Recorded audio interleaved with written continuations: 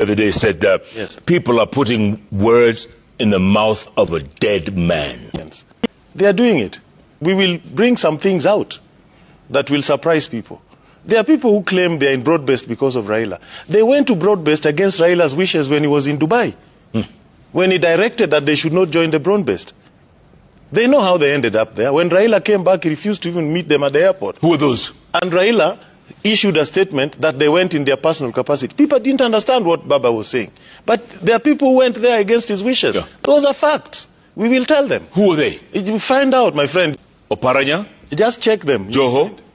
Mbadi? And Opio Wandai? Talk to me, brother. Talk to me. There are those who... And Baba refused to meet them when he landed. He left the airside, he got into his car, and he disappeared. Those are the facts. So, and some of them, while the time Baba was dying, he was not talking to them. A friend of mine, Edward Ketter, sent me some material on a Norwegian sovereign fund, just to see how it's being done. On the issue of values, my bill on nationhood science, which is to inculcate values, has just been published. So hopefully it will be enacted in the next few months to build those foundations. As far as I'm concerned today, our journey to Singapore probably will end up in Timboroa.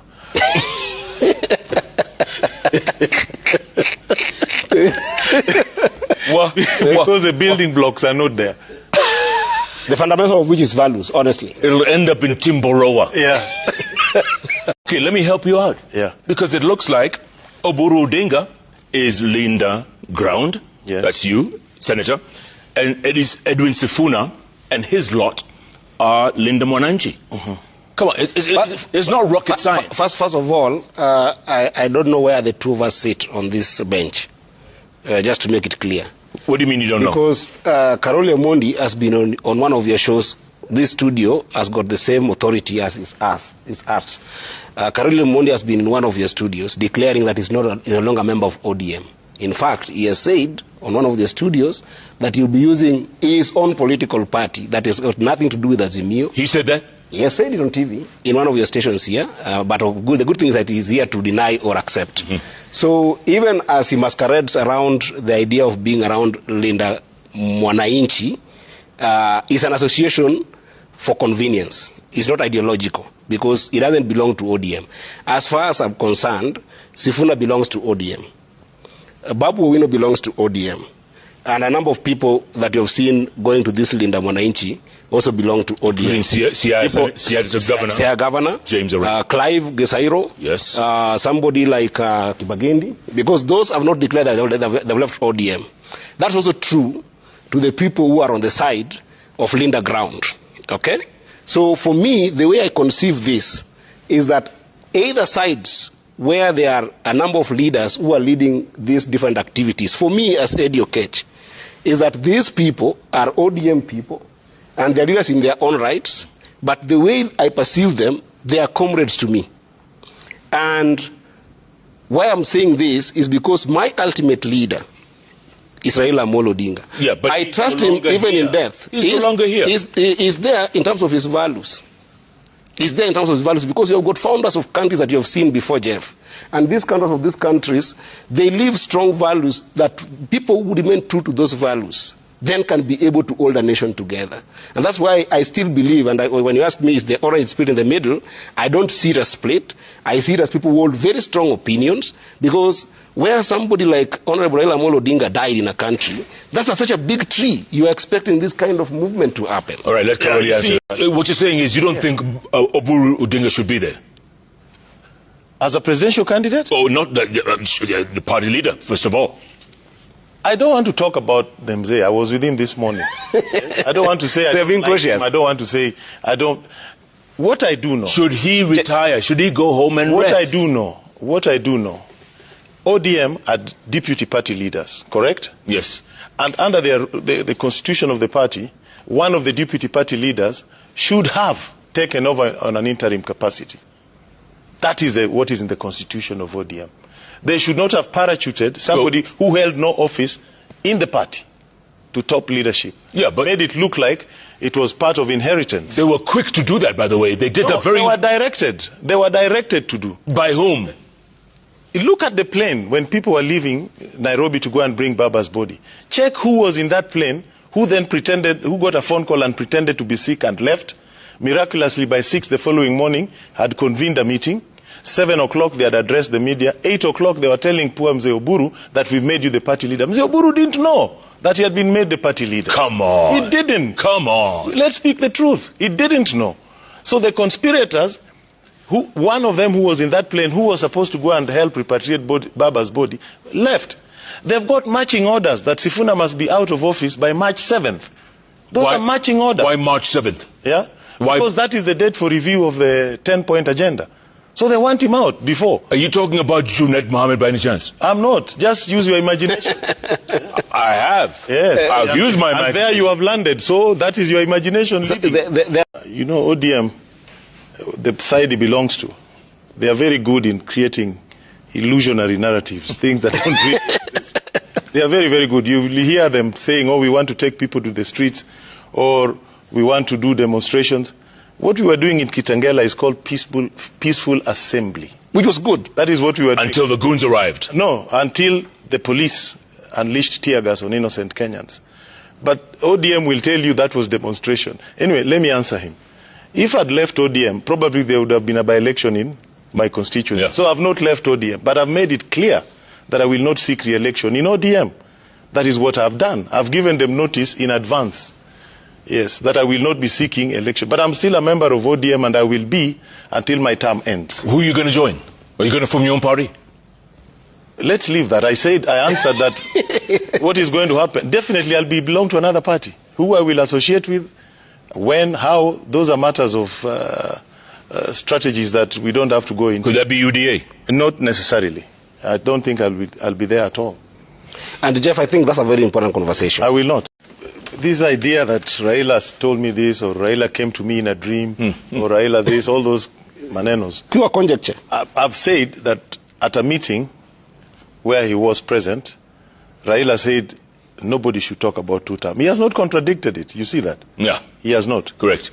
Two. And neither did he say nobody should talk about one term. I agree. Is that true? No, he said no two-term, only Mbadi and Wandai should say two-term. He said. Now you see that's an additional information. He knows. That's additional information. The other thing, yeah, he's saying ODM has always built alliances. Why are they walking from the traditional alliance partners that Raila left us with? Why are they walking away from the Kambas? No, at the time Raila left us with an alliance with the UDA. That's a fact. No. Why are they walking away from the Luyas? Why do you want to walk away from all the other people Raila left you with? Those who have been with you 5 elections, 4 elections. Why are you walking away from them? And they know very well, in the city of Nairobi, without those partners, ODM cannot win a seat in Nairobi. We will be lucky to win Ruaraka. We will lose all the other seats. He knows. So why are they lying to people that we just move to UDA? What will UDA help us? Which seat will UDA help us get in Nairobi? None. Yeah. We will lose all the Nairobi seats. We will lose all the Mombasa seats. We will lose Nakuru. All the other places where we have seats. We will lose Kajiado. We will lose Narok. What are they trying to tell us? They are the ones who are destroying Raila's legacy. Raila built a party at the peak. We were 96 members of parliament, elected on ODM in a parliament of 210, with several other partners. Yeah, we were there. Today we are down to 89. They want to take us to 30, which is to make ODM a Luo party. That is what they are trying to do. What we are saying, Raila's legacy, are all those other communities that have supported us 5 times, 4 times in general election. By the way, Sifuna the other day said yes, people are putting words in the mouth of a dead man. Yes, they are doing it for convenience. They are doing it. Let me tell you, in the fullness of time, we will bring some things out that will surprise people. There are people who claim they are in Broadbest because of Raila. They went to Broadbest against Raila's wishes when he was in Dubai. When he directed that they should not join the Broadbest. They know how they ended up there. When Raila came back, he refused to even meet them at the airport. Who are those? And Raila issued a statement that they went in their personal capacity. People didn't understand what Baba was saying. But there are people who went there against his wishes. Yeah. Those are facts. We will tell them. Who are they? You find out, my friend. Your mind led you to one. I'm sure you can figure out who these are. They went against Baba's wish. There's 4 CSs. Yeah. Oparanya. Just check them. Joho. Mbadi. And Opiyo Wandai. Talk to me, brother. Talk to me. Brother, just zero in. You will figure it out. There are those who, and Baba refused to meet them when he landed. He left the airside, he got into his car, and he disappeared. Those are the facts. So, and some of them, while the time Baba was dying, he was not talking to them. They were not on talking terms. Yeah. By the way, both Joho and Oparanya were both deputy party leaders. I don't want to name individuals. Let me just leave it. But what I'm trying to say is that when they're talking to us, they should know we know and we are not stupid. Yeah, there's a way they should talk to us. They should not talk to us with these useless statements they make around. You know, like, oh, we are in this broad-based for development. I'm asking them, yes, it is true. But what is the development that has been taken to Luoland under this broad-based arrangement? Under 50 billion. 50 billion cumulative, added by none other than the chairman of the budget committee in a meeting in Siala. One hospital is being built in Uasin Gishu for 50 billion. Baba's pet project was Sondu Dam, the dam, which is 25 billion. That's what he wanted this broad-based to do. It's not been done. Nobody is pursuing it. Yeah, we are being told development. The contractor doing my roads has 3 pending certificates. The minister, CS for Treasury is from my constituency. Why can't they pay the bills so that the works go on quickly? So you think we don't want these stories. Let them deal with people with respect. You can't take a whole community for a ride simply because of small handouts. Today you are given some T-shirts or you are given some big tent or you get a phone call and you think you're an important person in this republic. I mean, that's nonsense. We are not going to allow. That's not Baba's legacy. That's not. And then they disrespect Baba's family. Yeah. Today, Governor Wanga was addressing people, and yesterday, somewhere in Ahero and somewhere in Rongo. And she says that only Raila could stand up and be competitive against Ruto. The reality is, Raila was not just running as an ODM candidate. Raila had 6.9 million votes in the last elections, and Ruto won by 7.1. That 6.9 had many communities. You know, there's even a narrative they are peddling that Kikuyus didn't support Raila. In that basket of 6.9, there were 1.1 million Kikuyu votes for Raila. Yeah?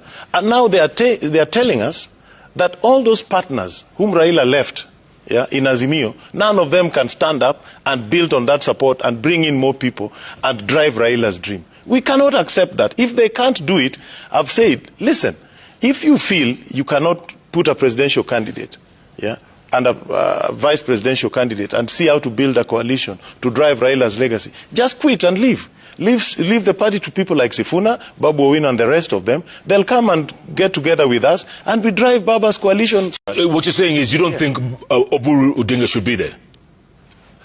As a presidential candidate? Oh, not the party leader, first of all. I don't want to talk about Demze. I was with him this morning. I don't want to say I don't want to say I don't. What I do know. Should he retire? Should he go home and rest? What I do know. ODM are deputy party leaders, correct? Yes. And under the constitution of the party, one of the deputy party leaders should have taken over on an interim capacity. That is what is in the constitution of ODM.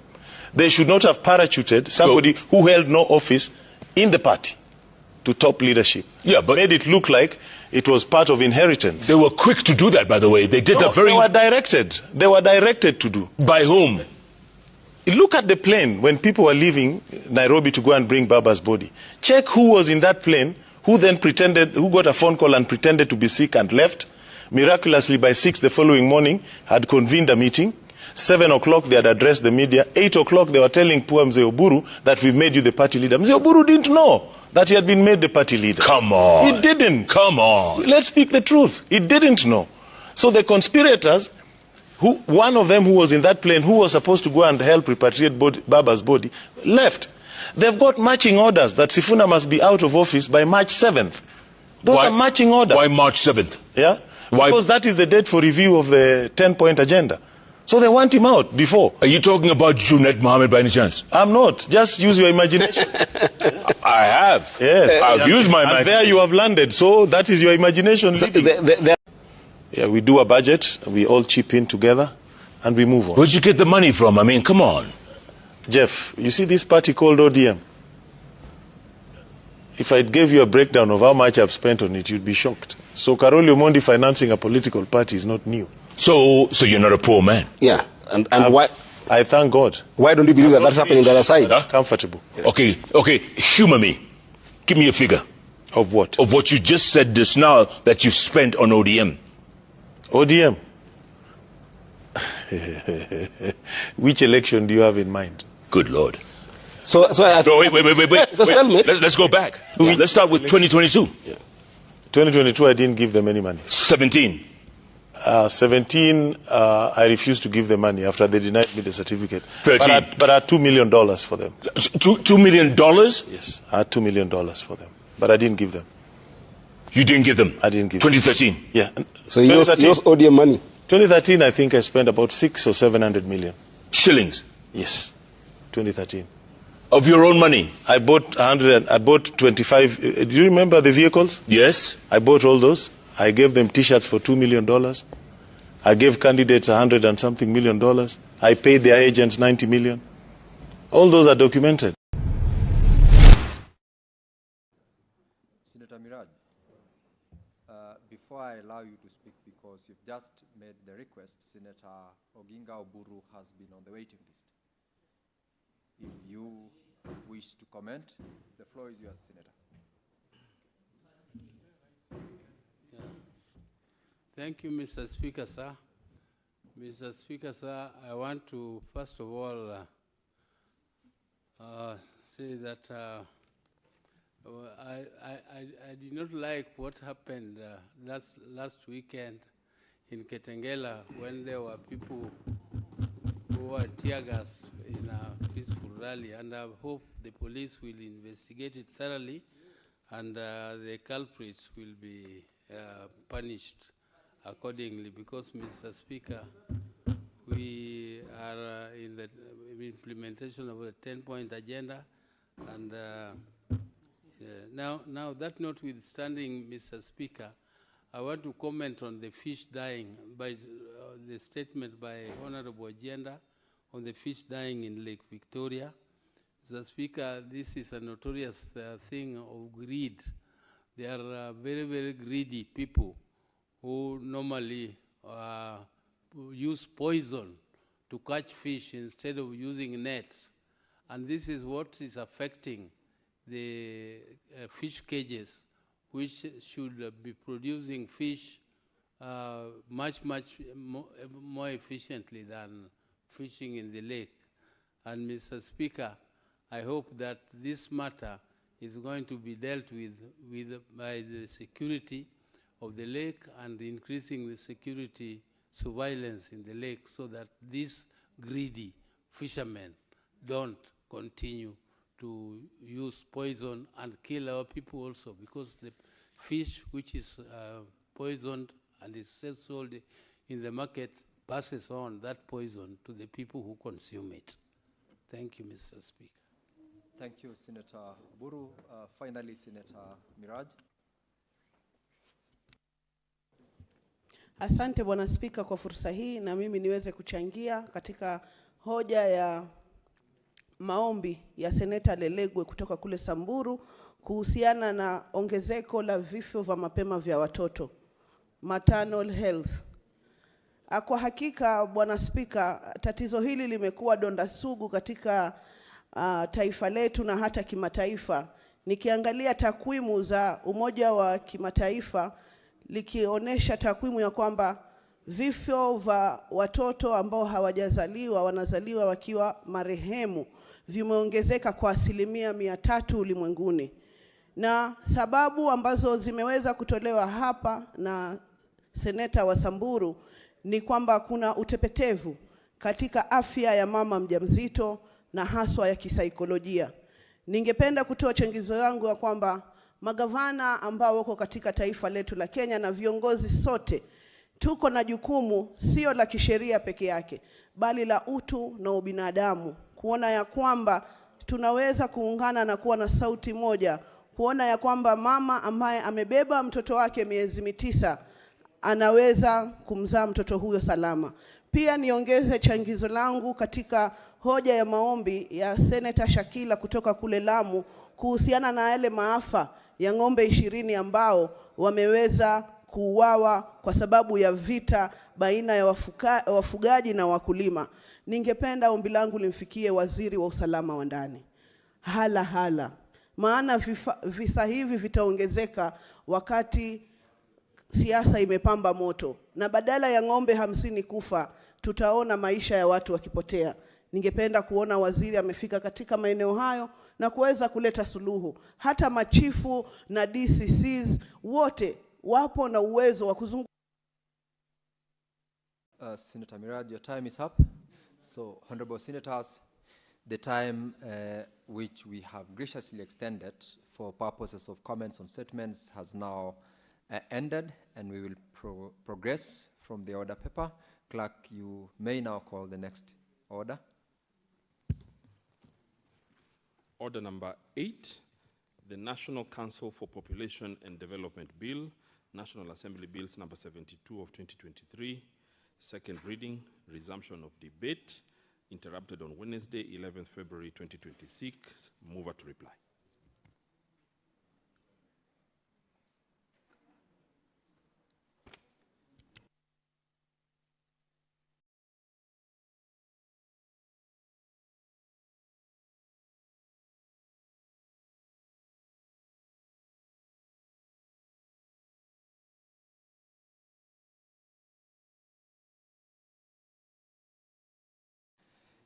Honorable Senators, order number 8, we are expecting the leader of majority to reply in this one. He is not present in the chamber.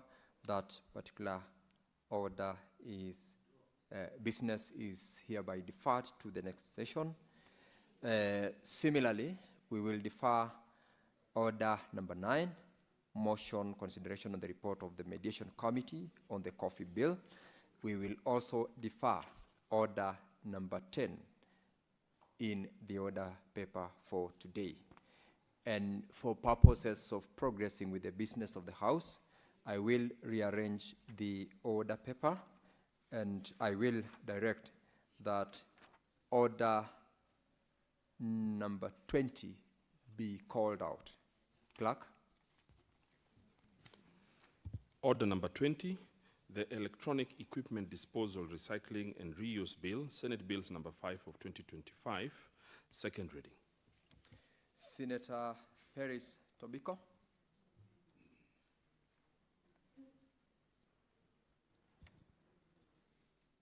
Give Senator Tobiko the mic. Senator, you're on. You may now proceed. Thank you, Mr. Speaker. Mr. Speaker, I beg to move that the Electronic Equipment Disposal, Recycling and Reuse Bill 2025 be read a second time. Mr. Speaker, let me take this opportunity to speak about the Electronic Management Bill. Mr. Speaker, Kenya generates an average of 3,000 tons of e-waste annually, Mr. Speaker, mixed with ordinary waste. According to the World Health Organization, Mr. Speaker, e-waste is considered hazardous, a hazardous waste, a threat to the environment and to human health, Mr. Speaker, if not treated, disposed, and recycled appropriately. The release of thousands of chemicals, Mr. Speaker, which are harmful neurotoxicants, e.g. lead, dioxins, and mercury, Mr. Speaker, are all injurious to human life, Mr. Speaker. Mr. Speaker, this bill, if passed, Mr. Speaker, will give a legal instrument to provide for safe, regulated handling and disposal of e-wastes, Mr. Speaker. Mr. Speaker, the bill will provide for a framework for an environmentally sustainable disposal recycling and reuse of e-waste. It will also establish a national e-waste recycling plant. And Mr. Speaker, it will also establish e-waste sorting sites, consolidation sites for connected purposes, Mr. Speaker. Mr. Speaker, this bill seeks to provide for a sustainable environment, compliant mechanisms for disposal, recycling and reuse of electronic equipments, Mr. Speaker. Mr. Speaker, if you even go to the households, Mr. Speaker, and imagine how many laptops, how many handsets, mobile handsets that we are keeping in our houses, Mr. Speaker, that needs to be disposed, how many medical equipments in our hospitals that need disposal, and proper management of that kind of disposal, Mr. Speaker, you realize that this bill is long overdue and is required, Mr. Speaker, as we get into the management of life, not just waste, but basically we have gone e-technology in the management of everything, Mr. Speaker. Mr. Speaker, this is therefore why the e-waste management bill is timely, Mr. Speaker, and needs to be adopted in our country so that we move with the rest of the world in managing and recycling our e-waste, Mr. Speaker. Mr. Speaker, this bill seeks to improve the health of all Kenyans by proper collection and disposal of e-waste. It will also, Mr. Speaker, address creation of employment in the green economy in e-waste management. Mr. Speaker, it will address zero waste principle